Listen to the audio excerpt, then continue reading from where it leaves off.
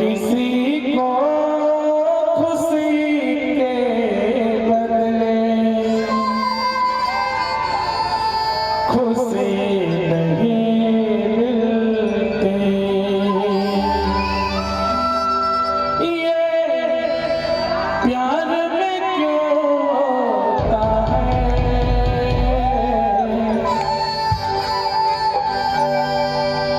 क्यों किसी को